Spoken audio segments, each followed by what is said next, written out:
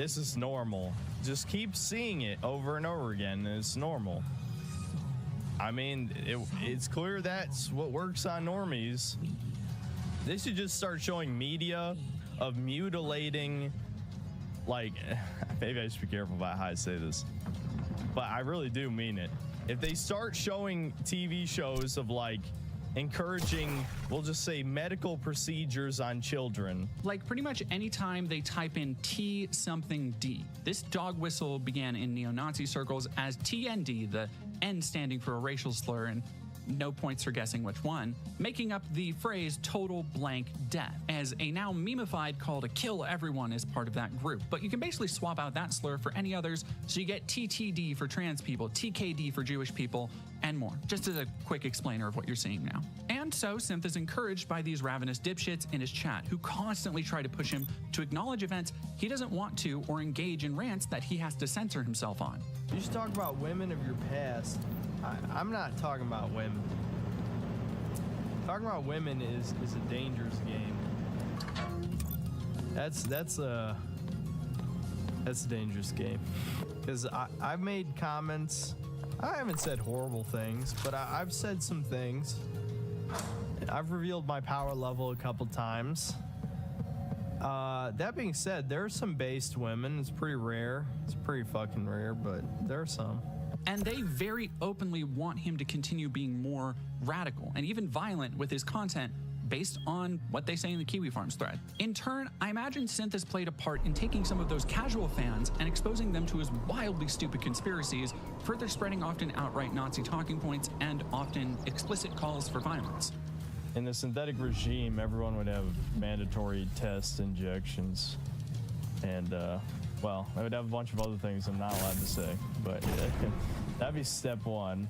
Well, that's not step one. Step one is exterminate all the people destroying society, but I can't say who those people are, but, you know, there's a lot of people who need to not exist anymore.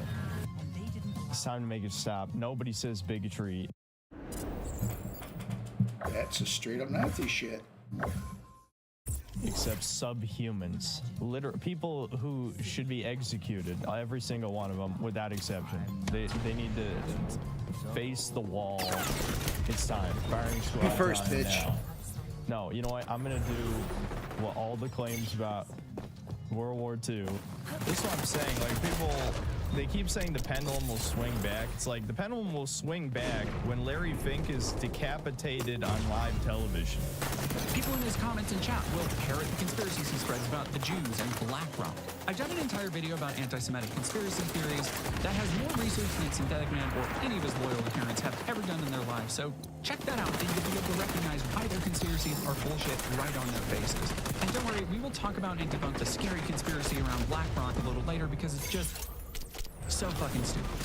Synth is well aware of how much of a cynical doomer he is. He practically wears it as a badge of honor.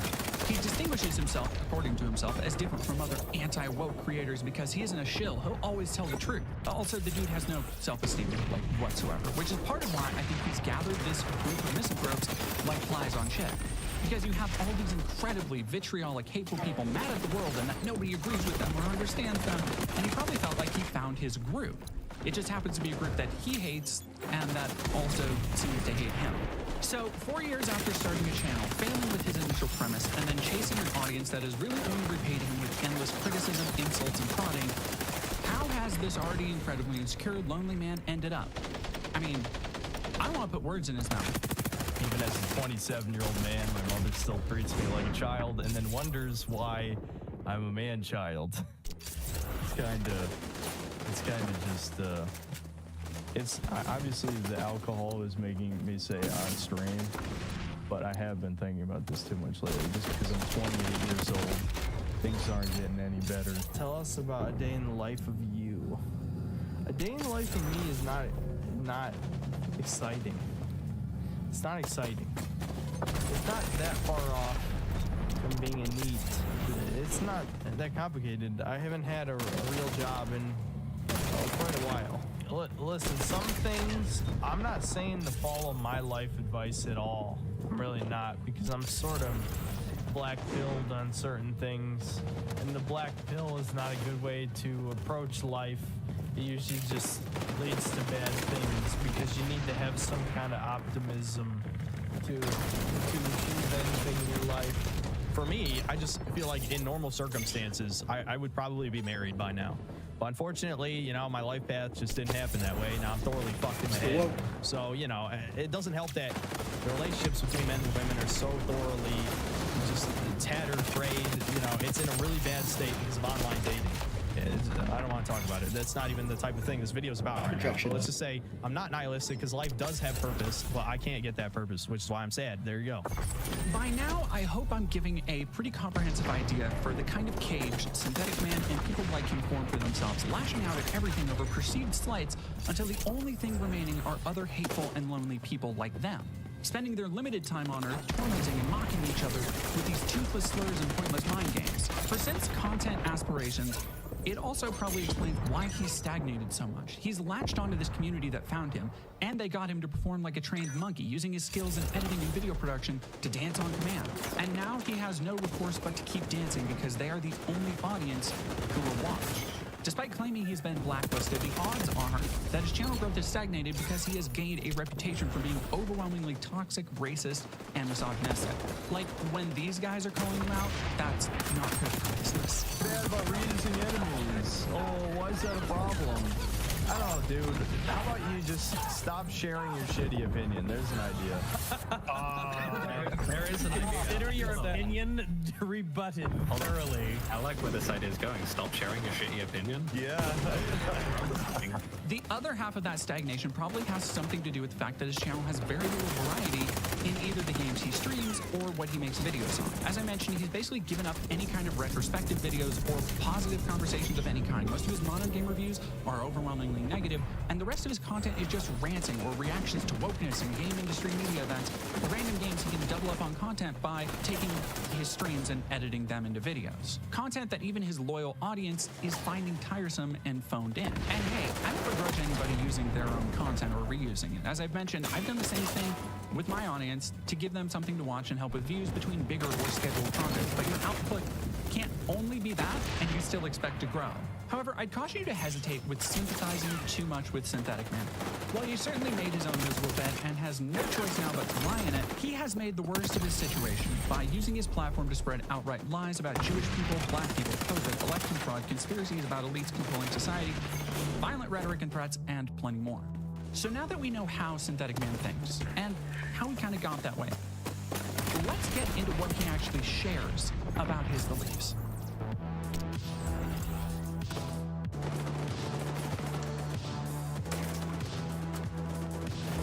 I'm going to start off by addressing the big bad BlackRock conspiracy that he loves to share. Synth usually just makes assertions about BlackRock funding games specifically to a variety of ends, all driven by, according to him, elites trying to control society. This is just random fucking ethnicities all together. Like, fucking the globalism is too goddamn... Ride the house right, thanks too much. Alex Jones is right about the globals, absolutely. It depends on how the homosexual romance is handled. If it is like a major part of the main story, like mandatory cutscene, yeah, I mean, I would say it almost certainly was made for propaganda purposes. But we know that BlackRock exists, and you know their social credit score, ESG, it exists, and they fund companies that put woke shit in, then obviously it's all gonna seem unnatural. They gave into the corporate funding, and now the game's gonna bomb. I don't want to get too edgy in this video at the risk of getting banned, but at what point do we as a collective have to realize that voting with our wallet is not enough, because these investment firms effectively have unlimited money, and especially if they're getting that money from Microsoft, and yes, Microsoft is one of the biggest contributors to BlackRock, or if they're getting that money directly from the government, which the Canadian government has funded many woke games at this point. The BlackRock elite stuff kind of blurs together with the anti-Semitism stuff, which I will get to in a minute. But his whole thought process is very obviously driven by either Alex Jones or people close to Jones, like Paul Joseph Watson, both of whom Synth has admitted to agreeing with and getting information from. This is the most obvious fucking, like, Fed setup to kill Trump that, you know, that we've seen. It's most because we live in the age of the internet. It's so easy to find all the little details, you know.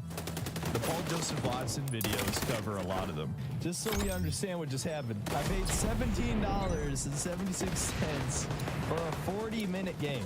That was only 40 minutes.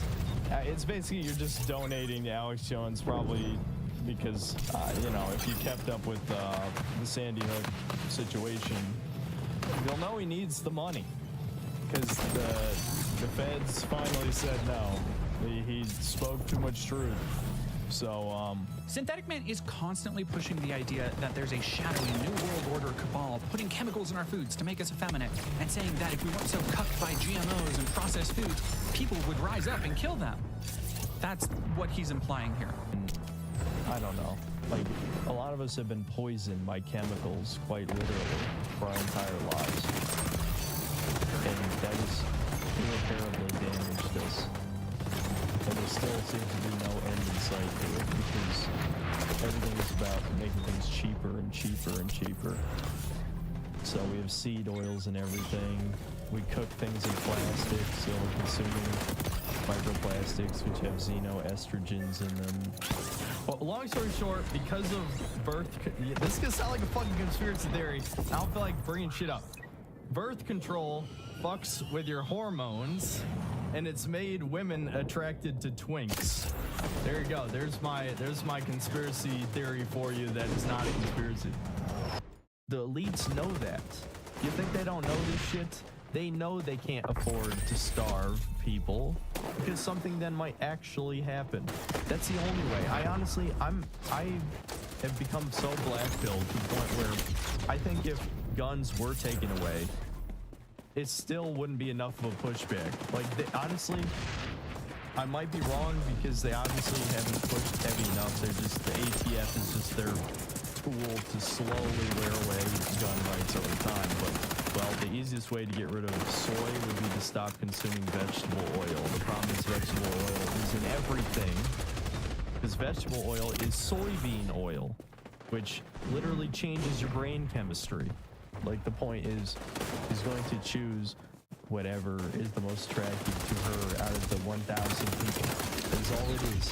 And so what ends up happening Doesn't eating any food change your brain chemistry? Population is having more sex than ever, and then a significant amount are having none at all, basically. And what happens when that happens? Well, historically, there's been revolutions, there's been wars, because generally men are supposed to, you know, breed.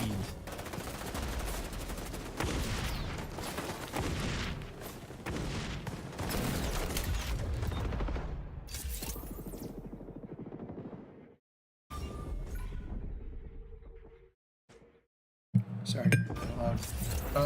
You may also be noticing his rants about the NWO, control, and elites. Poisoning food are often tied to rationalizing why he can't get a girl.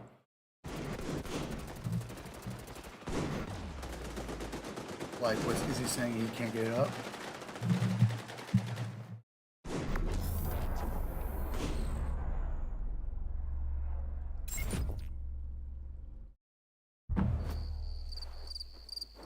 Well, I'm sure I'll find out. They're supposed to get with a woman and have children. That's the whole point of continuing life on this planet. And that's starting to not happen with a significant percentage of the population, which is why there's so many people who are saying 2 more weeks style shit. The only difference between now and all those other times in history is that there's so many chemicals flowing in our body that are lowering our testosterone, and society is so complicated, and there's so many different, there's escapism, there's so much escapism. That's the only reason something hasn't happened yet, because there's a million copes, and we're not half the men that our grandparents or great-grandparents were. Quick note, this isn't how it works. While the chemical fillers used in processed foods are not good for you, they're yet another byproduct of the ever-churning machine of capital-influenced government or lack of government oversight of commercial products. Maximum output for companies with minimal safety or care. That's kind of capitalism's whole thing. However, the idea that people are being poisoned to be less combative or whatever is ridiculous. I recommend watching H-Bomber Guy's video on Paul Joseph Watson and the soy conspiracy for a full breakdown, but there are levels to the stupidity of this conspiracy, and the gist of it is that soybeans contain chemical compounds called phytoestrogens, which dumbasses like Synth believe are the same as estrogen, but they aren't, they just have a similar chemical makeup. Similarities in molecular compositions happen all the time for things with drastically different jobs and effects. For example, you couldn't switch CO2 and oxygen molecules and expect them to do the same thing just because CO2 is primarily made of oxygen. Similarly, phytoestrogens are different than actual estrogen produced by the human body. The exact same feminizing chemicals, according to people like Synth, are found entirely naturally in fruits like berries, apples, and pomegranates, veggies like celery, potatoes, and garlic, and tons of other plants. The prefix phyto literally refers to plants. Phytoestrogens can work in conjunction with estrogen and are able to bind to the estrogen receptors in the body, but they do not have the same effects. In fact, they come in a variety of chemical compounds of their own, some of which help estrogen's effects, others negate them. But regardless, there's no evidence that they cause harmful effects. And after this conspiracy spread several years ago, there was extensive research done completely disproving the idea that soy had literally any feminizing effects. The fact that Synth simply regurgitates these old, tired talking points shows he never actually does any research into the conspiracies he spreads, because if he did, he wouldn't be able to spread them. He just parrots what he hears from reactionary grifters like Alex Jones, Paul Joseph Watson, and whoever he goes and meets with on 4chan boards. Which brings me to BlackRock. Like most conspiracies, when you actually do like just a hint of research, it's actually super boring. If you're in the games industry, you have probably heard BlackRock in conjunction with Sweet Baby Inc. So let's talk about that. For those not in the know, Sweet Baby Inc. is a marketing and consultation firm that consults primarily on diversity and representation in video games. Earlier this year, a bunch of people on the internet latched onto Sweet Baby Inc. as the surefire reason for wokeness being forced into their games. Wokeness here meaning like a person of color, like that's it. Well, gamers reacted very normally and began a hate campaign they called Gamergate 2 a few months back. While it's mostly fizzled to nothing, as ringleaders like Mark Grum's Kern have had to jump from one controversy to another in a desperate attempt to stay relevant, essentially merging with the already existing anti-woke community space consisting of channels like Quartering. This is just the same grift with a few new losers. Synth definitely buys into a couple of these narratives, mostly when it comes to the go woke, go broke mentality, where people look at games that didn't sell well and lay the performance on the fact that they have like women or something. The Hollywood elites with 3 parentheses, just they're pissing on you because like, yeah, gaming's nothing to us. Goy, you know, you're fucking worthless. Everything you like sucks. Really pushing the ugly black woman protagonist so aggressively. Maybe they want black women to be eventually preferred by us, but it's having the opposite effect. There's just certain things in this world that are not going to work out well, and having black female protagonists in video games is one of those, where it's like, listen, nobody cares if you have a character creator and you can make any race, gender, whatever. Though actually, obviously people do care if you have like pronouns or can make some weird like abomination thing that's unintentional. You know, some people do care about that, but having this is just a recipe for disaster, and it puts a massive fucking hole in all of the communist leftist retardation where they're trying to say this wokeness is about the money, but it's bombed a million times. Like there's already been so many, you know, go woke, go broke games at this point that it's an NPC response. There's a mountain of evidence to say this isn't about the money, it's about the message, right? The reality here, of course, is that despite often blaming game journalists for the industry's woes, those game journalists didn't even like these games. They got tepid reviews from critics and fans, which is a contributing factor of why they failed. There's also plenty of incredibly diverse games that have sold well and continue to sell well. Look at the diversity of games like Mortal Kombat, Fortnite, Valorant, Overwatch, League, and plenty more. It's not a surprise that more developers are following suit and putting more diverse characters in their games, because there's so many games that prove you can go woke without going broke. You just have to actually make a game that people want to play, which games like Flintlock and Conquered didn't. Like, gee, I wonder why Another middling indie Souls-like didn't sell well. Couldn't have been a crowded market, must be the wokeness. And probably most importantly for game companies as businesses, there is a shit ton of market research that supports the idea that going woke broadly is profitable, or at the very least, is something that most of the biggest and most profitable gaming franchises have in common. But alongside Sweet Baby, BlackRock kept getting brought up as one of these companies fueling wokeness being forced in everything. People on the internet endlessly repeat the claim that Sweet Baby Inc. is in fact entirely funded by BlackRock or DEI initiatives. There's literally no evidence I could find of this. I'd love to be proven wrong, but as far as I can tell, Sweet Baby Inc. isn't even a publicly traded company, so there's not even stocks for the investment firm to actually invest in. So for the last few years, BlackRock has been in conspiracy crosshairs of conservatives like Matt Walsh and others for pushing DEI, or diversity, equity, and inclusion measures, and also ESG, which is the scary-sounding environment, social, and governance policies. While this, of course, conjures to mind evil puppet masters controlling the environment and society and government, it's in reality just a blanket term to describe broad ways companies can try to polish their image to keep making money. When it comes to why conservatives might hate ESG and DEI, it's because a lot of it involves these companies appearing to support progressive causes and capitalism. Or kind of rainbow capitalism, if you will. See, they don't like that queer people and people of color are broadly appealing in the marketplace of ideas, so when companies try to capitalize on that, they say it's woke brainwashing. I've discussed it before, but while Matt Walsh and his folk want to make it seem like these efforts are going to mean companies like airlines will hire black women who have no qualifications over qualified white men, the reality is that these measures are meant to help increase awareness of jobs and opportunities in communities that have historically been marginalized, usually so that companies can use that workforce to keep making money. So, in an example, let's look at this video from Channel Fave Matt Walsh. Simply allowing markets to work without crude demographic manipulation.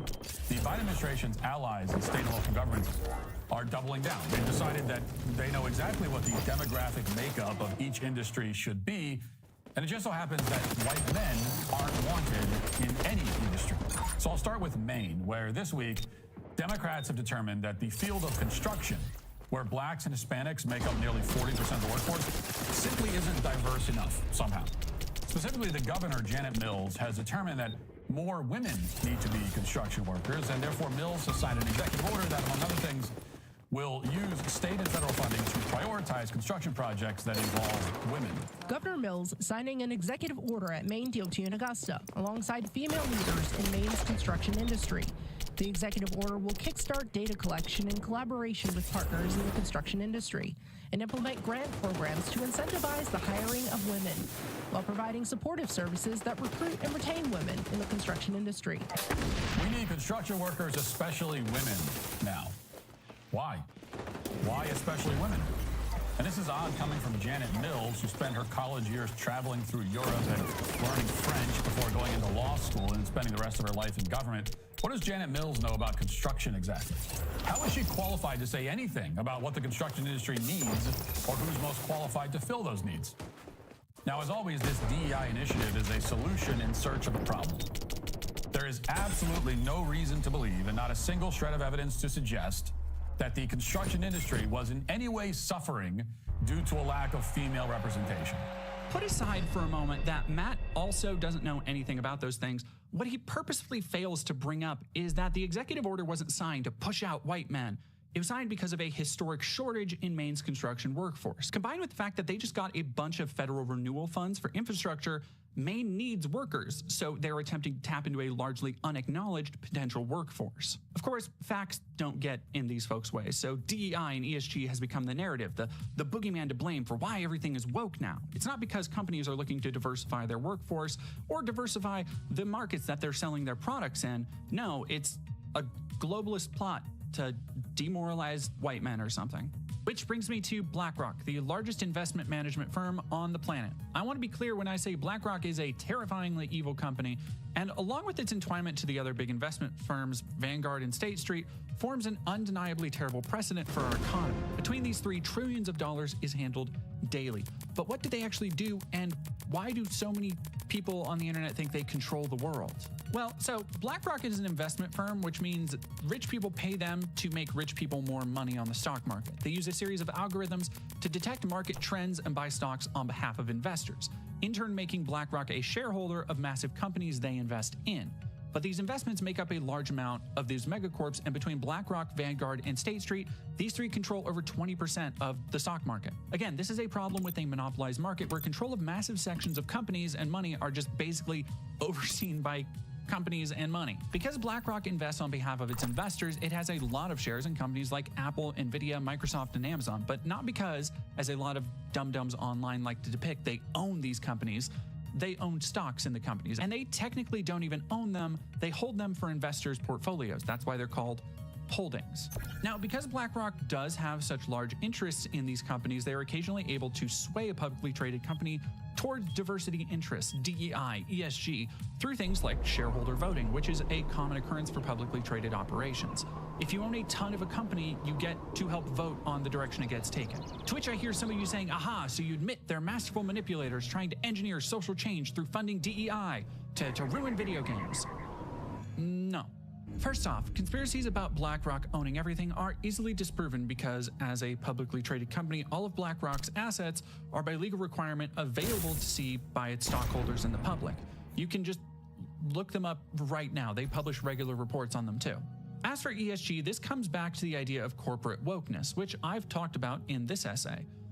Corporations don't have feelings or opinions, they have shareholders. And if shareholders and public opinion are moving towards something like climate action or social change, like plenty of companies noted following Black Lives Matter, for example, then corporations will act like they give a shit to keep making more money.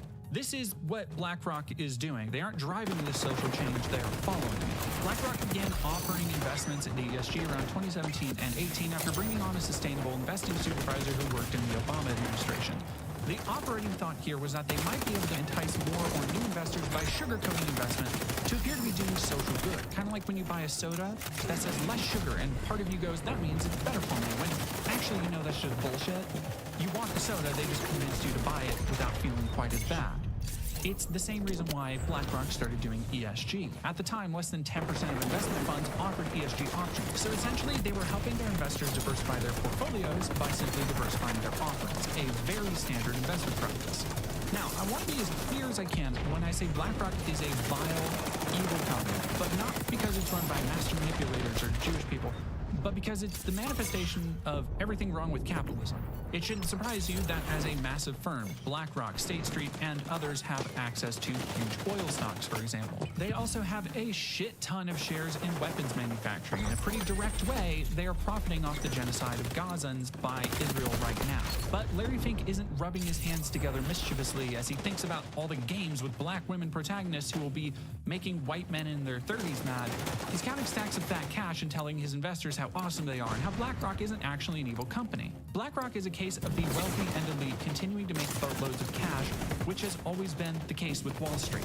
As much as conspiracists want to depict them as behind Pfizer or the COVID vaccine, or saying they made money on lockdowns because they own a company that makes paper masks or something, yeah, sure, that shit is probably evil for massive companies to make money on if there's something people need. But I guarantee at some level, they also made money on bumper stickers protesting the vaccine, and shirts and cardboard signs, anti-vaxxers packed to marches. Because they own a little bit of everything. It's their job to own a little bit of everything on behalf of their shareholders. And because they make so many people money, the government is kind of just fine with it. Does that mean it's right? No. Should a company this big be broken up for the good of the economy? Probably. But none of that means BlackRock is a conniving front for a satanic cabal, and I guarantee they have very little interest in ESG or DEI outside of seeing potential profit in trying to appeal to new markets or investors. Something that, as more conservatives continue to get mad at DEI and wokeness, BlackRock appears to be backing down from. Because again, companies don't have values, they have shareholders. They're going to follow their nose to wherever the money is leading. So remember when I said all of this was super boring? I've spoken about the habit of conspiracy to take things that are complicated and simplify them, and make them more exciting at the same time. Because the banality of our corporate overlords and how evil they are feels dissonant to most people. Here's a fucking company called BlackRock that makes trillions of dollars, that capitalizes on environmental destruction and war, while also putting up a face as a progressive organization.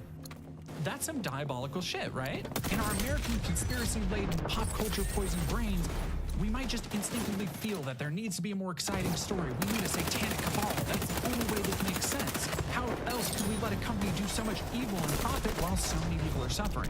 It's why conspiracies are so tempting, because they spice up the otherwise unremarkable. The truth is that this is unfettered capitalism working as intended. Every politician who talked about the free market of trade and defended billionaires helped this happen, and they continue to help it happen. And probably because either they or the lobbyists who support them and pay them had a little skin in the game. We're actually looking at the facts of BlackRock, who they are and what they do, results in boring-ass graphs and investment jargon. A conspiracy about BlackRock being a front for Jewish control of video games and society is more exciting because it comes with lore. Lore that Sim loves to share on stream. So let's try to concoct a cohesive vision of his worldview where Jews control the world.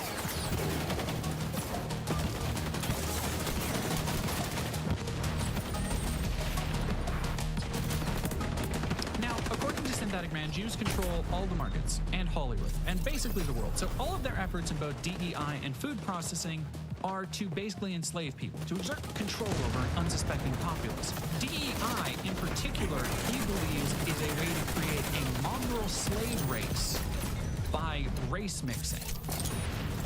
I'll just let him rant here for a second. There are many layers as to why this is happening. And it's not just about fucking equity, okay? Let's say, hypothetically, you were trying to create a race of mongrel slave people with double-digit IQs. While you believe you're the best ever, you're God's chosen people, right? You need to encourage the creation of the mongrel slave race. So what do you do? Okay, well, one, you show as many interracial couples as possible in media.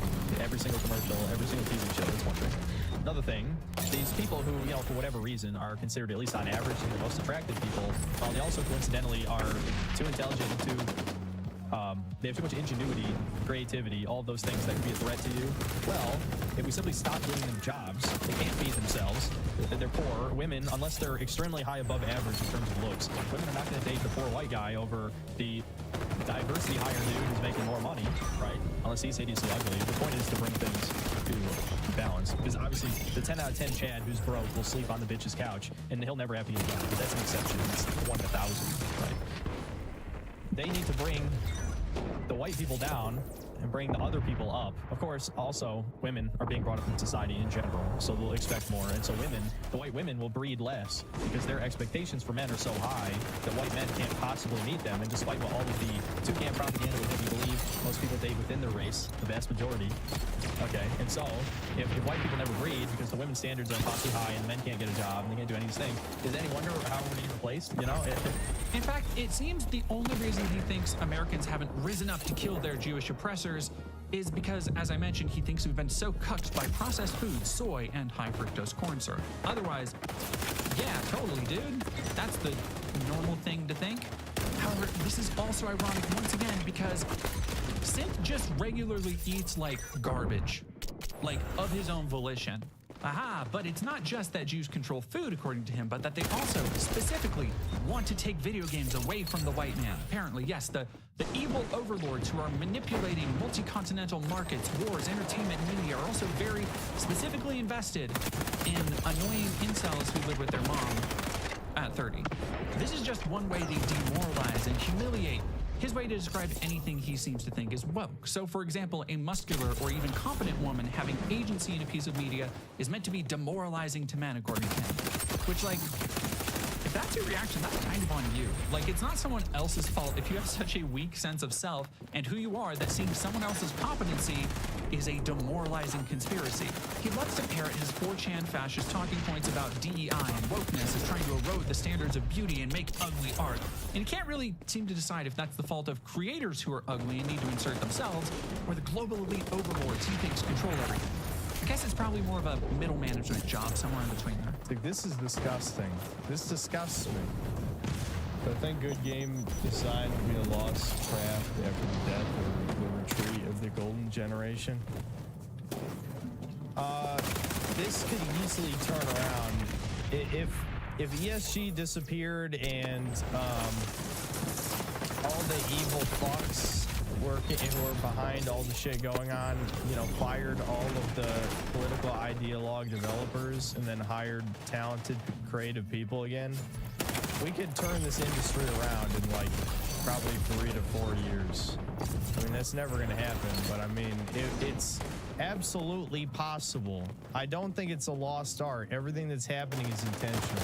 He also doesn't seem to get what subliminal messaging is, because everything he thinks is subliminal not only isn't, but if it represented what he thought, which it doesn't, it would be explicit messaging, which is how he can recognize it. Let me give you an example where he goes on a tangent in a video about Link being made gay in Breath of the Wild.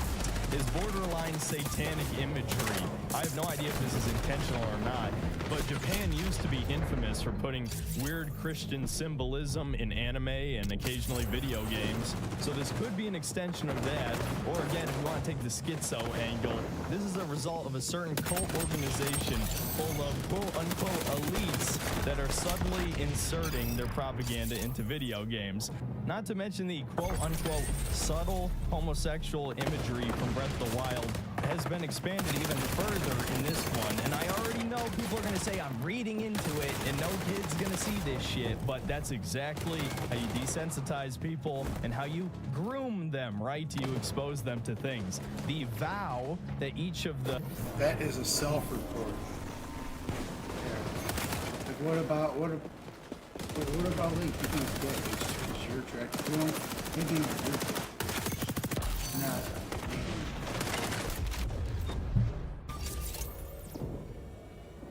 Which would be great. Now it's support. The new sage's takes to Link looks like they're proposing to him.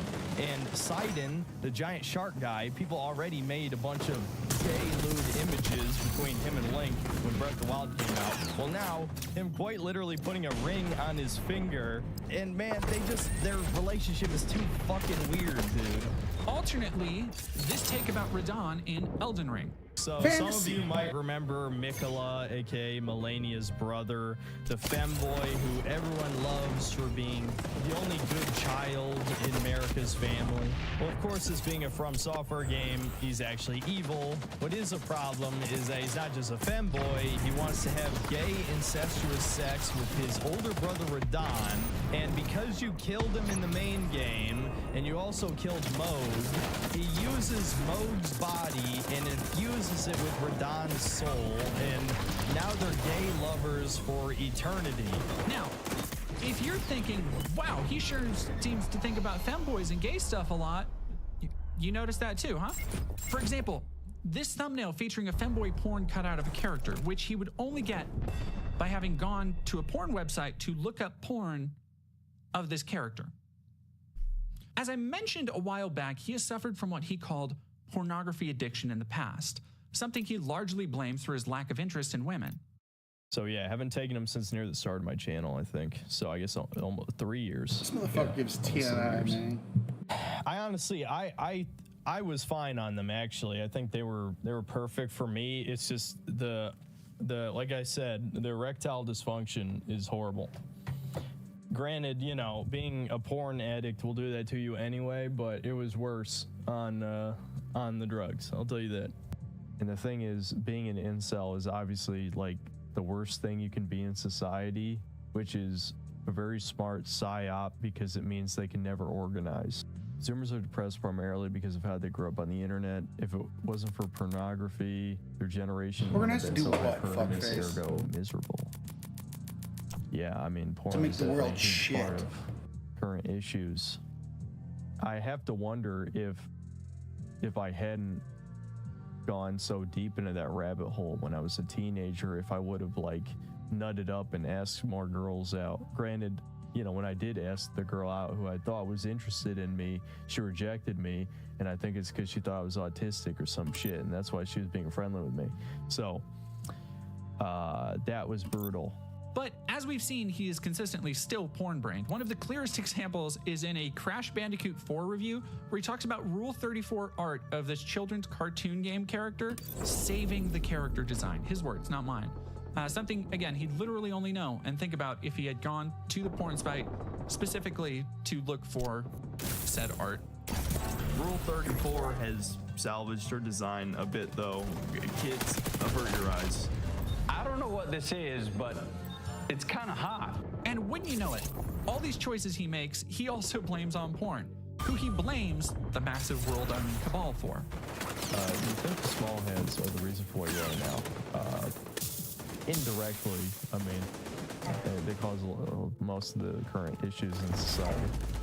You know, I don't have to point it out to you guys how much more popular certain genres of porn got, you know, a handful of years ago.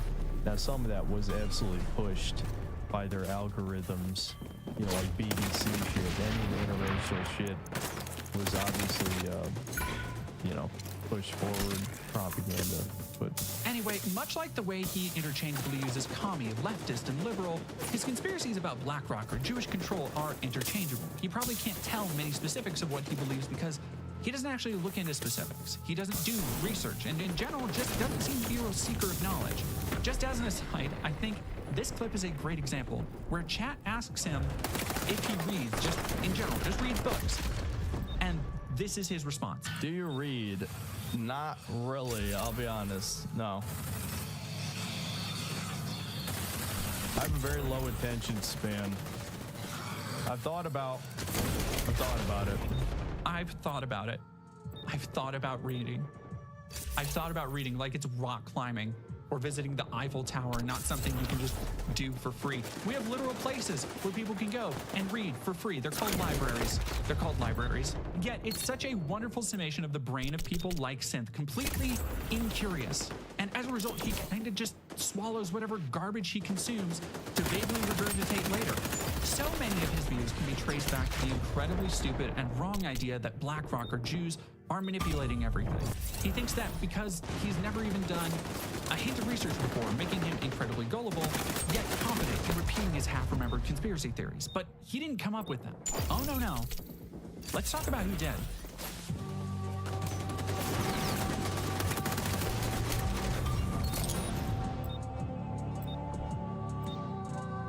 You might not be surprised to know where he continually gets ideas like this. Not just the COVID vaccine conspiracies, but election conspiracies, ideas about Jewish control, evil cabals, the World Economic Forum, BlackRock, and more. While it's partly just leftover bile from 4chans and other sources, Synthetic Man is a fan of channels and sources like Paul Joseph Watson and Alex Jones. In fact, he gets news from them and bases his opinions on them. Now, for those who don't know, Paul Joseph Watson has a long history of being a total bullshit grifter. Watson also has a famously anti-Semitic streak where he went on a tirade about killing Jews, so he and Synth have that in common. He was a longtime collaborator for InfoWars under Alex Jones, more on him in a minute, but also had a bad habit of immediately hearing a story that suited his needs and reporting it as a verified fact, only for it to be later revealed that the story was a hoax or inaccurate.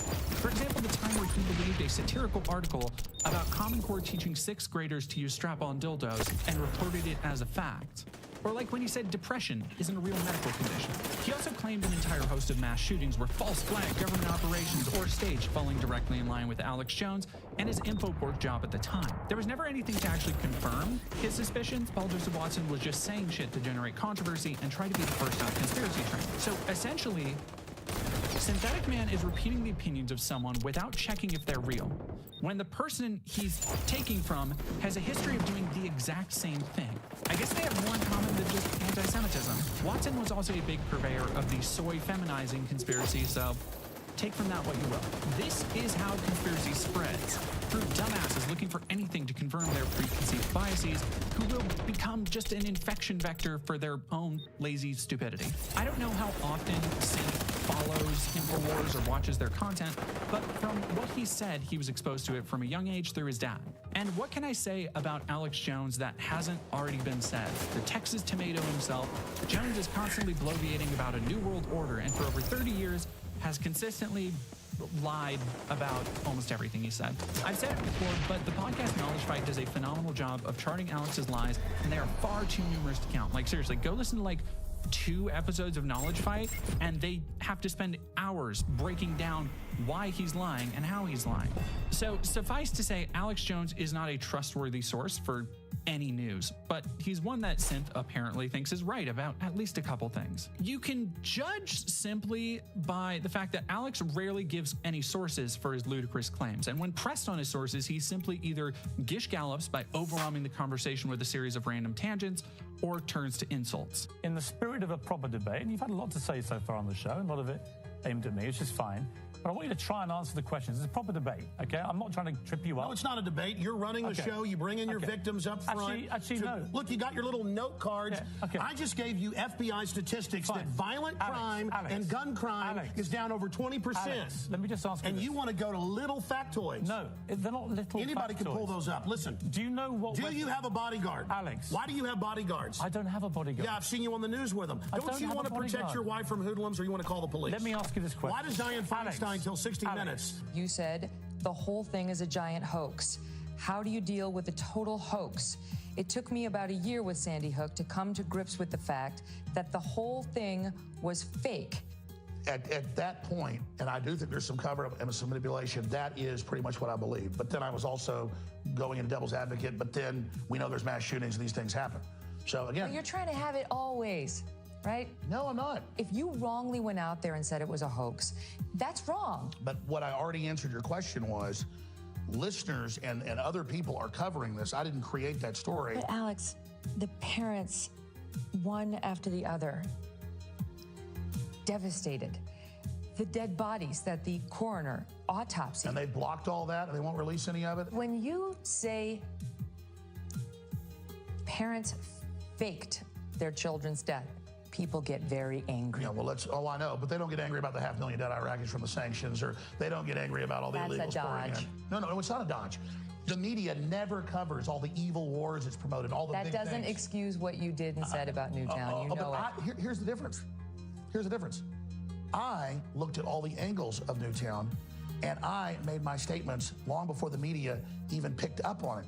In our interview, we asked Jones numerous times what he now believes, and he never completely disavowed his previous statements.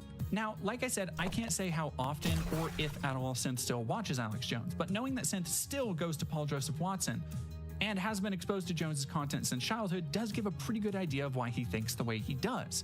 You can see shades of both of their argumentative styles in his rants, but mostly the conspiratorial content with no research, no proof, no substance, but maximum confirmation bias.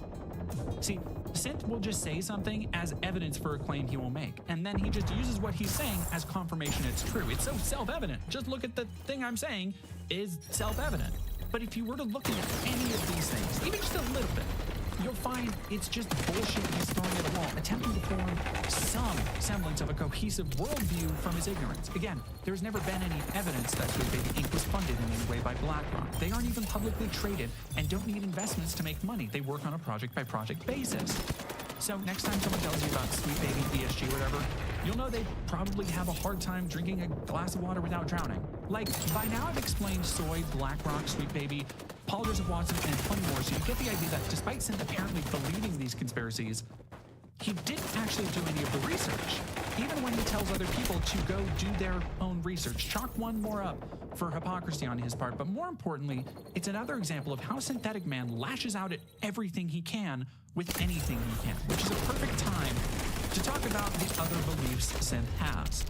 The ones that were influenced by real-life experiences, according to him. Like most racists and conspiracy theorists, he doesn't have many actual beliefs. He bases a lot of his current beliefs on things he experienced in high school. For example, he loves to cite how he went to a predominantly black school, so had an inside look into the black people of America. Do you guys remember me telling you that I went to a majority black middle school? Because I did say that. I'm not sure if you guys are memeing or if you remember that or not. Because I did. It's very true. It's not as bad as you would think, because there's almost no way to say this really, but the classes were, I was in an academically gifted class, so it was essentially, it was like almost segregation in a sense. There was some black guys who were in black kids in the classes. But more interestingly is Synth's opinions on women.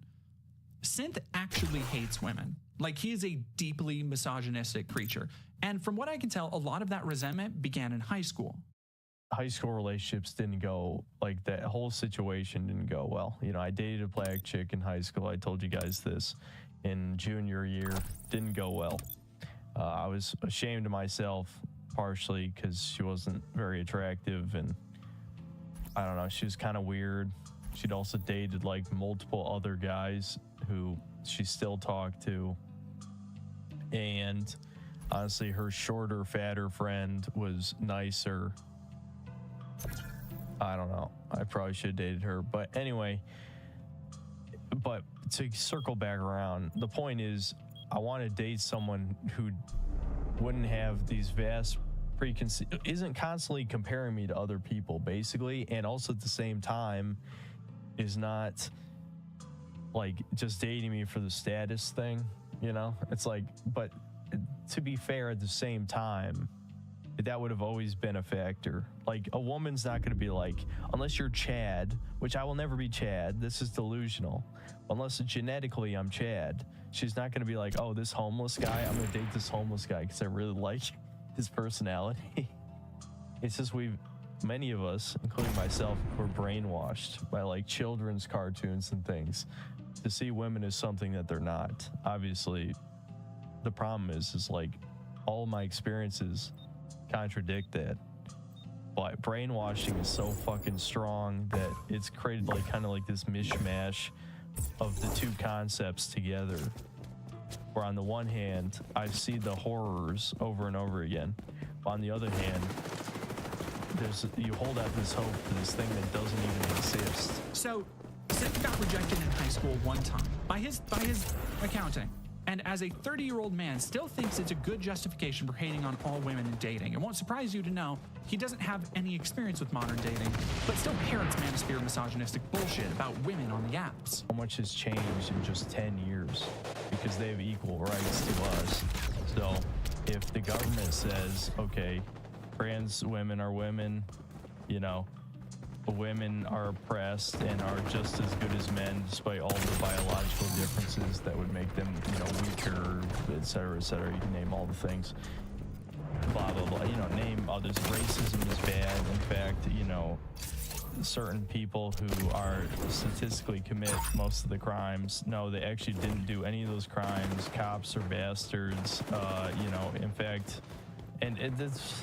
Remember, I'm about to go down a super deep rabbit hole here, but the point is, white women specifically have fucking fucked up everything because they are the highest status by birth, because they are the most desired women, because at least on average, white women typically are the most attractive ones. Now, of course, if you take a bunch of drugs and you sleep with 100. Oh, God. Men, by the time you're 25, yeah, you're going to look like 40 years old. You're going to hit the wall at fucking Mach speed. But, you know, for them, at least as a general rule, they tend to be the more attractive ones. So that's all I'm saying. I just feel like I've been too colored, you know, like we're all susceptible to propaganda, let's be real. And I've just, maybe the most effective propaganda on my mind has been showing degenerate white female behavior. I'll say that. That has unfortunately been the most effective propaganda.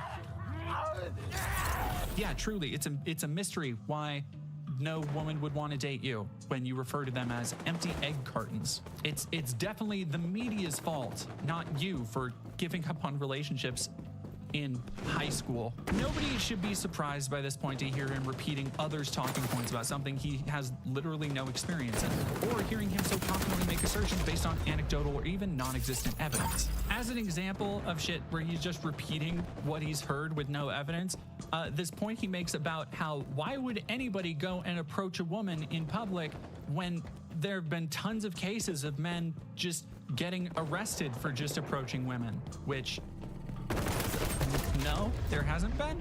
What the fuck are you talking about? Yeah, well, this is the most obvious one ever because we've been fucking conditioned. That is tantamount to being a creep.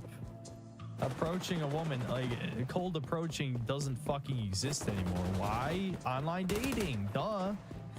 A woman can fucking filter through any man at a fingertip. Why would she want to be approached by randos? She can access literally anybody. This is fucking logic. straight up, like, just common sense. How is this even confusing to people? Because it's confusing because they have to deny the truth, the obvious truth in front of their fucking eyes. That's how you are a bug man. You're a bug man when you ignore reality. Okay? No shit. You know, a man could fucking get arrested for approaching a woman, and then we say it doesn't happen, and you can produce like 10 fucking... I know there's autists who have saved every fucking example. There's always somebody who's like, oh, well, what about this one? What about this one? What about this one? It's never enough for these deluded idiots. See, Synth's opinions and beliefs are largely just whatever he's picked up from other people. He doesn't have many of his own, outside of the few experiences he hangs on to define himself, which he uses for justification. Now, one thing I do genuinely believe about Synthetic Man is that he desires violence towards women. When I say he hates women, I don't just mean that he wants to subjugate them or have sex with them. I believe he truly hates and loathes women.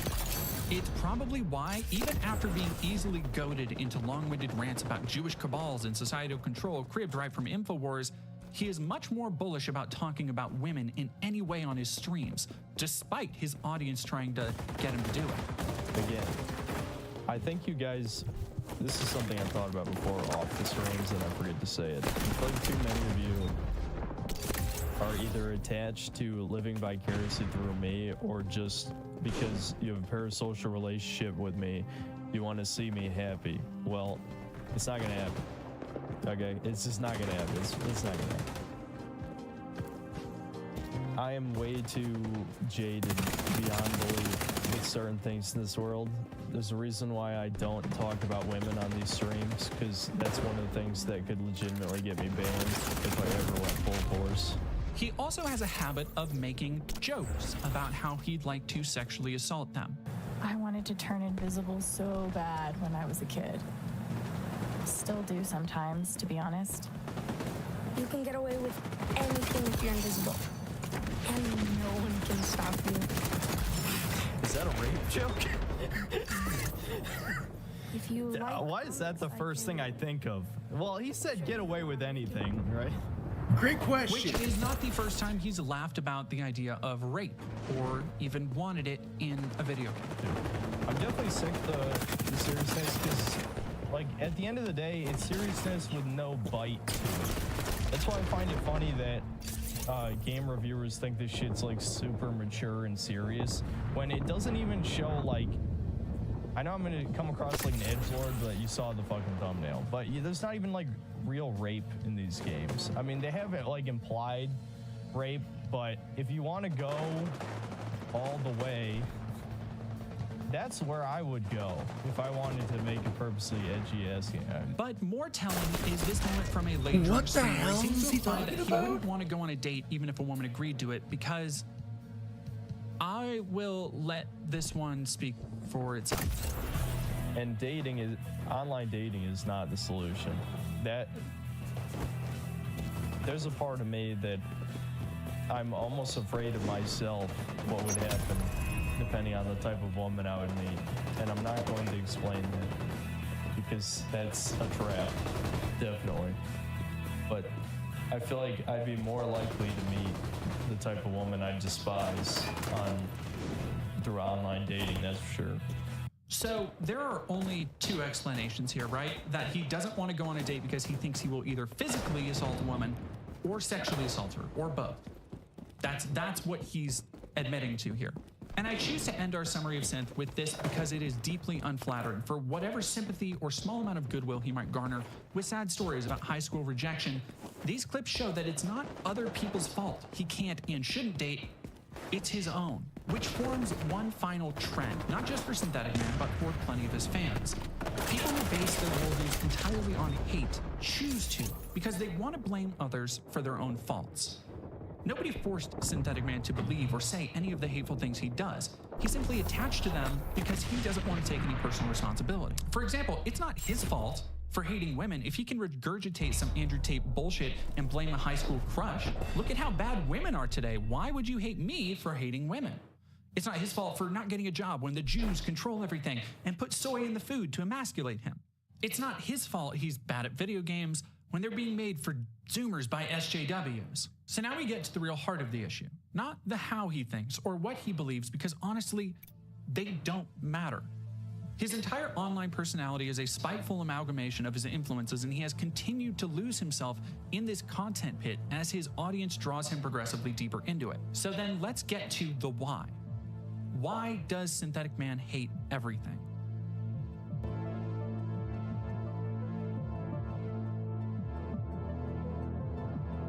I don't want to get too psychoanalytical with why he is the way he is, but thankfully, because of several late-night drunken streams, I don't have to speculate. Synthetic Man basically lays out for the world to see why he is a hateful, self-loathing mess who spends his life playing dancing monkey to a horde of internet Nazis. It's because he's a deeply, deeply insecure person, and almost every talking point against women, people of color, the Jews, communists, or whoever else he goes on tangents about, he all says because he needs someone else to blame for the problems that he is responsible for in his life. Case in point, how he sees his parents as responsible for his own failure to launch.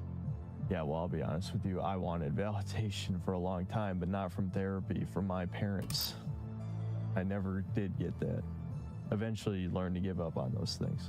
I think that the elite social planning enabled the conditions for your family to end up the way it did. Possibly. It's hard to know. I don't know what my parents saw when they were young, that they didn't understand that you need to teach kids stuff. The funny thing is, my parents have always acknowledged that me and my brother were smart, but simultaneously, they never taught us anything useful. I guess they just assumed that that school would do it. But at the same time, I think there were times where at least my dad tried to teach me some shit, but because of like video game addiction or whatever, I just didn't want to listen, and he just gave up after a certain point. But I feel like there was better ways. You're not supposed to give up on trying to teach your kid practical things. Synth has repeatedly admitted to be too lazy to get a job. We've talked about it, but at almost 30, he still lives with his mom. Now, I have nothing against people who had to move back in with their parents. I've been fortunate enough to have decent rent and worked hard not to, but the economy is rough and rent keeps going up while wages have stagnated for years and years. It's almost like a running theme in our society is how concentrated capitalism is ruining everything.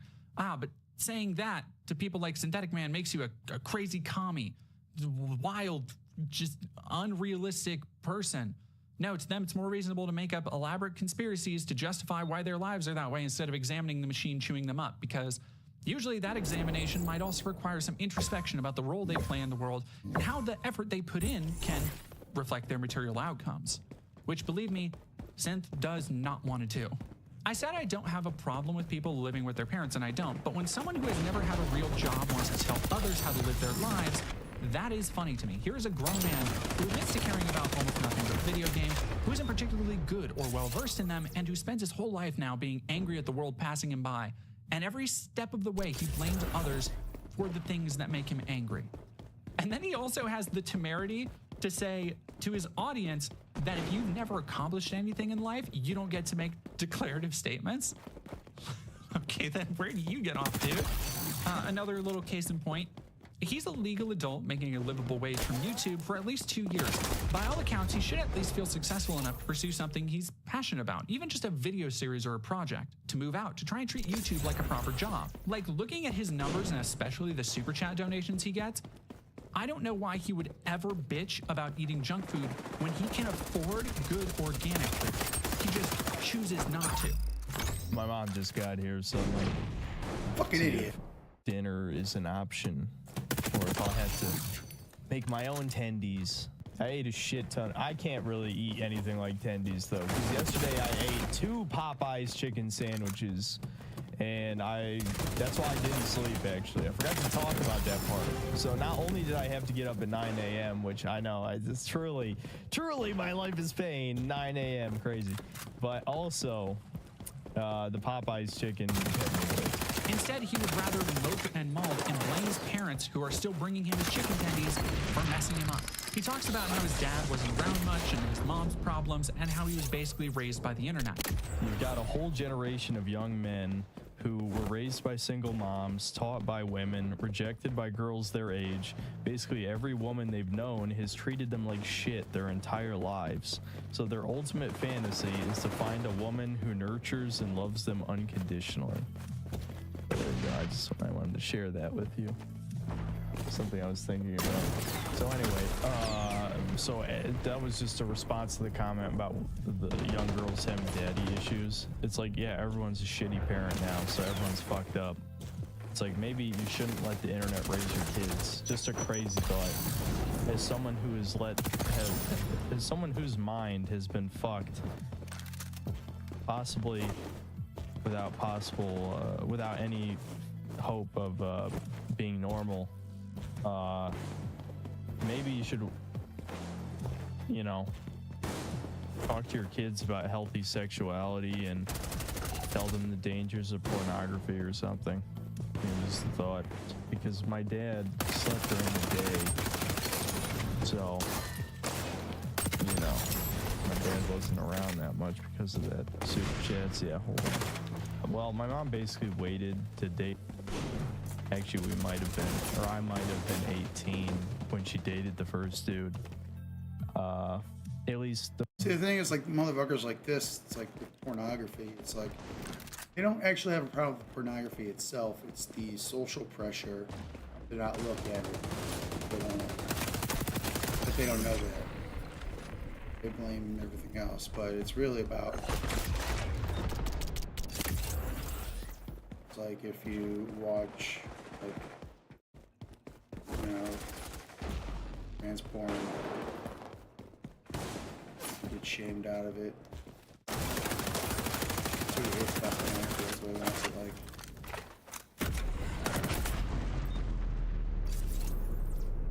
Anyway, he's just sick in the head. the first dude I met, because I think she dated dudes she never brought home. And no, none of them were good. They were all fucked. The one that she was with the longest was this rich dickhead with a massive ego who abandoned his kids. And I shouldn't be sharing that with you guys, but let me just say he was a fucking asshole. But my mom was absolutely smitten with him because my mom loves the idea of being rich more than almost anything. If anything, through my mother, I've learned that women shouldn't have access to these high-profile jobs and all this money and shit.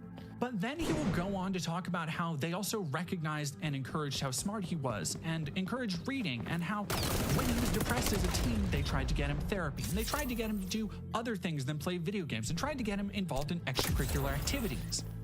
And he just didn't want to. Like, I've already told you guys this. This is, I mean, unless you're new to the streams or you just aren't usually around here for the late night parts. I literally started therapy when I was 14 years old, against my will. I mean, I didn't do it voluntarily, but the point is, from 14 to 24, I was in and out of therapy. I saw probably 8 or 9 different therapists. You know, if I wasn't so, like, stubborn. See, the problem is like, basically after high school, since I refused to go to college, it became a mixture of spite, anxiety, and depression, I'd say, were the reason why I became a NEET. Because my parents really, really fucking tried to get me to get a job. Like, they threatened to kick me out like shit ton of times. And basically, I would just say what they already knew, which is just like, you know, I couldn't fucking survive on the streets. I mean, you certainly didn't raise me to survive on the streets, you know. And I think they knew. They knew I was right. They couldn't admit it. I've accomplished this YouTube channel. I have 100,000 subs. It's not going to fix any of those other issues. What will is exactly what I was told in therapy, and it's not what I'm willing to do. I'm not willing to expose myself to increasingly more social situations. He just refused stubbornly at every step, which he blames them for. Now, I'm not saying I know everything because, yeah, I don't know what went on in Synth's life, but how are you going to try and depict your family as basically being abusive to you and neglectful when you still have to admit that they tried to get you help? When every time you talk about your childhood, you still admit that they tried to help you all throughout. Now, he justifies his laziness by citing the term learned helplessness, something he picked up during therapy. He basically uses it to say that because his parents didn't ever challenge him, he doesn't ever want to do anything. And because he thinks nothing is ever going to change or be good, he isn't going to ever try at anything. But this isn't learned helplessness because he's cognizant of it. I don't know. I was too hard on myself when I was younger. That's really what it was at the end of the day. It's because it really, not nearly as much of it was my fault. Look up learned helplessness, Darren James. There's a few good things I learned from my time in therapy. A few good things. Learned helplessness, that was a good term I learned that describes my entire existence. Do I want friends? Not as much as I used to. There's a reason why I stopped talking to the friends I had. Because at a certain point I realized that I'm not really getting anything out of it anymore. You know? Like, I basically had to ask myself a hard question where it's like, do I really want to tolerate these guys not taking anything I say seriously? And unfortunately, I'm a victim of the demoralization, as we talked about. So I was thinking way too much about political things that my friends didn't agree with. So I basically just asked myself, like, is it worth really talking to these guys, you know, continuing this friendship, if we're not going to talk about anything that I want to talk about, really? But this isn't learned helplessness because he's cognizant of it. He's using it as an excuse to not even try to work. So it's not learned helplessness, it's weaponized laziness. At the beginning of this video, I mentioned how my past and Synthetic Man's overlapped a little more than I expected when I started this project. Like Synth, I was also a gifted kid loner type throughout high school. I didn't have many people I'd call close friends, and I struggled a lot with body image and depression. I didn't do many extracurriculars. I didn't go out and party. I didn't date a lot. Even further back from high school, we grew up in a similar time and had similar interests. I loved the PS2 era of platformers. I grew up playing Ratchet & Clank and Sonic. I fondly remember the Xbox 360 era of edgy shooters. Hell, I have a whole playlist dedicated to ranking Xbox 360 games on my channel. And also like Synth, I struggle with motivation, depression, and especially failure to launch after high school. I've struggled with ADHD and attentiveness my entire life. Getting motivation to work on things has been incredibly hard. It's been something I've worked on hard because it has caused so many problems in my life.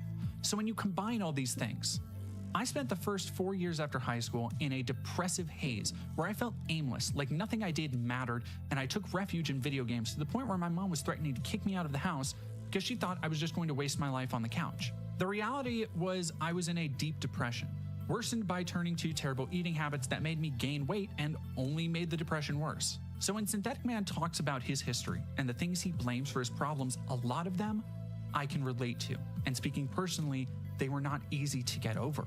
And when you sit and compare what people like Synth and I have been through, from economic struggles to mental health, we had it pretty fucking easy compared to some other people I know. Synth knew his parents, had a family who put food on the table, cared for him enough to try and get him fucking therapy, and when he became a burnout, they still provided for him.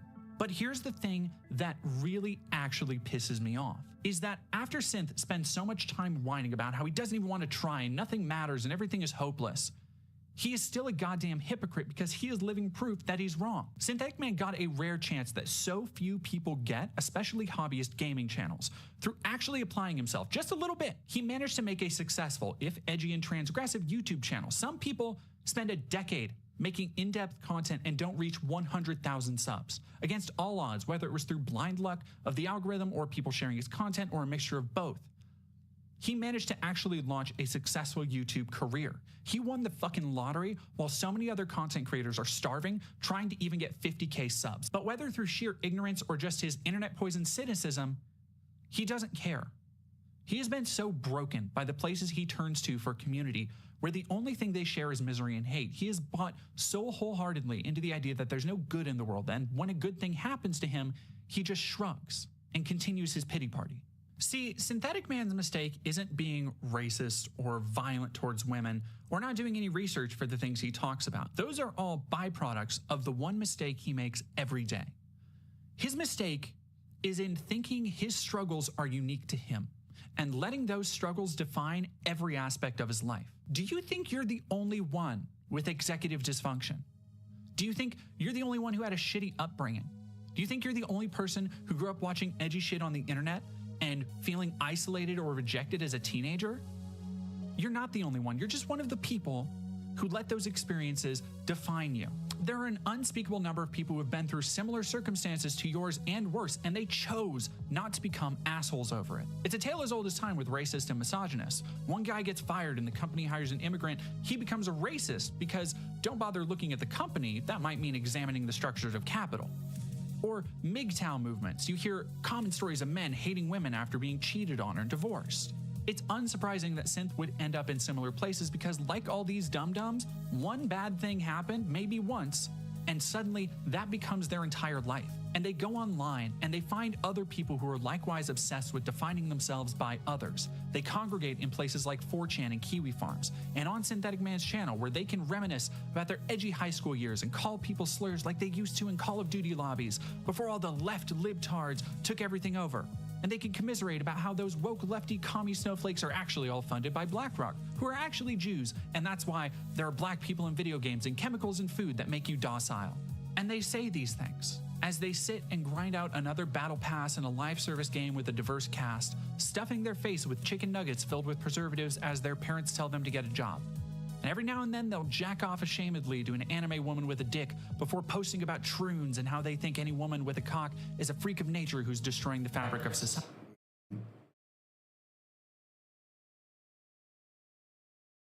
People who let those experiences define you. There are an unspeakable number of people who have been through similar circumstances to yours and worse, and they chose not to become assholes over it. It's a tale as old as time with racists and misogynists. One guy gets fired and the company hires an immigrant. He becomes a racist because don't bother looking at the company. That might mean examining the structures of capital. Or MGTOW movements. You hear common stories of men hating women after being cheated on or divorced. It's unsurprising that synth would end up in similar places because, like all these dum-dums, one bad thing happened, maybe once, and suddenly that becomes their entire life. And they go online and they find other people who are likewise obsessed with defining themselves by others. They congregate in places like 4chan and Kiwi Farms, and on Synthetic Man's channel where they can reminisce about their edgy high school years and call people slurs like they used to in Call of Duty lobbies before all the left libtards took everything over. And they can commiserate about how those woke lefty commie snowflakes are actually all funded by BlackRock, who are actually Jews, and that's why there are black people in video games and chemicals in food that make you docile. And they say these things as they sit and grind out another battle pass in a live service game with a diverse cast, stuffing their face with chicken nuggets filled with preservatives as their parents tell them to get a job. And every now and then they'll jack off ashamedly to an anime woman with a dick before posting about troons and how they think any woman with a cock is a freak of nature who's destroying the fabric of society. This is not the way people are intended to live. I don't necessarily believe in higher governance or that you were put here for a purpose, but I do believe that you can live with purpose. A purpose beyond waiting to die and dragging as many people through the mud on your way down as you can. Just look at where it has landed Synthetic Man. Someone who started with the honest, even admirable intention of making a channel to talk about games he loved, who managed to actually get a following with numbers most YouTubers in their first few years would only dream of. And where is he now? Wallowing in an endless puddle of cynicism and hate, making no effort to preserve his own mental or physical health, instead following an audience that doesn't even seem to like him outside of the twisted entertainment value they find in his ranting. He does nothing but blame other people for the fact that he is miserable, instead of looking in the mirror and realizing that he is the one who chooses to be miserable like this. Now, I don't believe that Synthetic or people like him are irredeemable or beyond helping, because every day they wake up and make a choice to be hateful, and one day they could simply choose not to. One day they could choose to not go on 4chan and instead read a book instead of just thinking about reading. They could choose to not call someone they don't know or understand a slur and justify their bigotry by citing some other asshole who could never cite his sources. They could choose to realize they have been given struggles like everybody else, and that through these struggles, they might have more in common with a trans person, a black person, or a Jewish person than they realized. And they could choose to see that they have also been given opportunities and use those opportunities to live happier, more fulfilling lives. I'm not saying every single one of these people should renounce their bigoted ways and tomorrow they'll be a happy SJW snowflake like me. Believe whatever you want, that's your right as an American. But I also know it's not healthy to live constantly online, and certainly not constantly online in places that speak almost entirely in slurs and Holocaust references. Now, with as deeply self-loathing, insecure, and reactionary as Synthetic Man is, I don't think he will make that choice. Odds are he and the people who were fans of his tuned out of this video a long time ago. But on the off chance you watch this whole thing and you still hate me for being a stupid or you still think Synth is a base chud, I'd encourage you to take a day or two away and really just think about what I've said, because there are always going to be more people like Synth. People who have a passion or a talent but no aim or goal to pursue. People who have been through tough times and don't want to keep going. People who feel alone and instead of reaching out or examining themselves, would rather push everyone away and blame others for their failings. Some of these things you choose, others you don't. But if you're a fan of Synth, you can choose not to be like him. I hope you choose to be better than he is.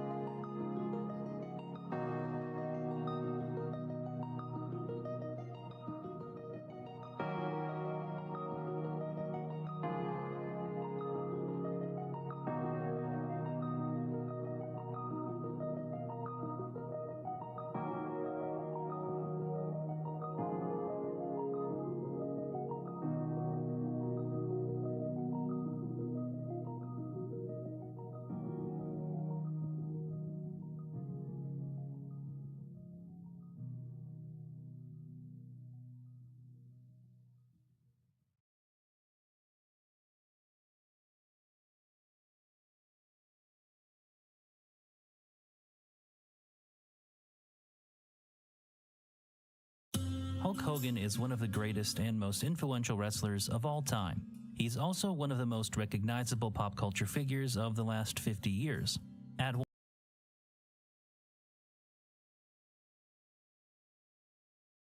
Just give me a second.